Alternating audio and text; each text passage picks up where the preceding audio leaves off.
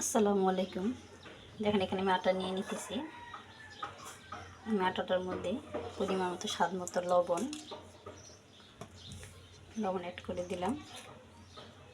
এটা আমি সুন্দর করে হালকা পানি দিয়ে গলিয়ে নেব। বেশি পাতলাও না, বেশি ঘনও না। দেখেন এটার আবরণটা হয়ে গেছে সুন্দর করে, এবার ঘনও না, এবার পাতলাও না।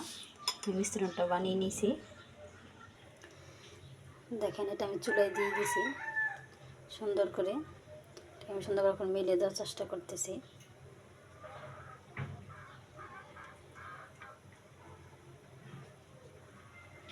এরকম করে সুন্দর করে মিলিয়ে দিব চার পাঁচটা।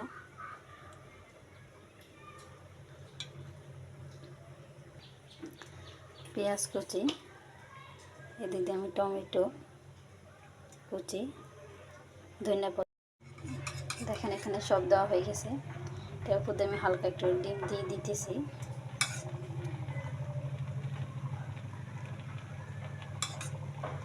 এরকম করে হালকা হালকা জায়গা জায়গায় একটু করে ডিম দিয়ে দিব।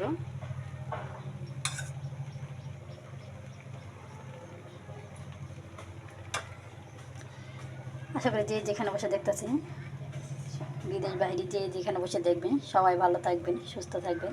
আশা করি আল্লাহ মতো সবাই ভালো আছেন। আপনাদের ভালো লাগার জন্য আমার এই অনুষ্ঠান, আর আপনাদের জন্যই আমি এত কষ্ট করি। যদি আপনারা চান আমি অনেক দূর দূরে এগিয়ে যেতে পারি, আপনারা একটু বেশি বেশি করে লাইক করে সাবস্ক্রাইব করুন, বেশি বেশি কমেন্টস করুন, শেয়ার করুন সবার সাথে।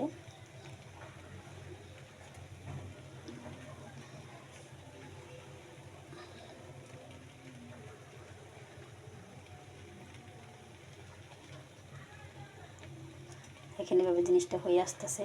দেখেন হয়ে গেল একটা মজাদার নাস্তা। বিকেলে খুব ঝটপট খুব সহজে সুন্দরভাবে উঠিয়ে দিয়েছি। দেখেন হয়ে গেছে। আপনি সেটা খুব সহজভাবে এটা করে নিতে পারেন। আপনার যে যেখান থেকে দেখতেছেন সবাই আমার জন্য দোয়া করবেন। আর আপনাদের অবশ্যই দেখতেছেন ছোট্ট একটা ইউজার, আপনাদের সবচেয়ে বড় ইউজারদের আমার পাশে থাকবেন, সবাই আমার পাশে থাকেন, আমি যেন এভাবে এগিয়ে যেতে পারি। আমি তখন নামিয়ে নিতেছি। দেখেন হয়ে গেল সুন্দর একটা রেসিপি। আপনাদের জন্য খুব মজার একটা রেসিপি নিয়ে আসলাম। খুব অল্প সময়তে খুব শর্টকাট করে বানানো যায়।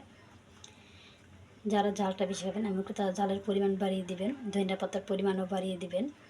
এখানে চাইলে আপনি সুন্দর করে ডিম ফিটেও দিতে পারেন ভালো করে। যদি সবাই বেশি ভালো লাগে সবাই বেশি সাবস্ক্রাইব করবেন, লাইক করবেন, কমেন্ট করবেন। সবাই ভালো থাকবেন, সুস্থ থাকবেন। আল্লাহ হাফেজ।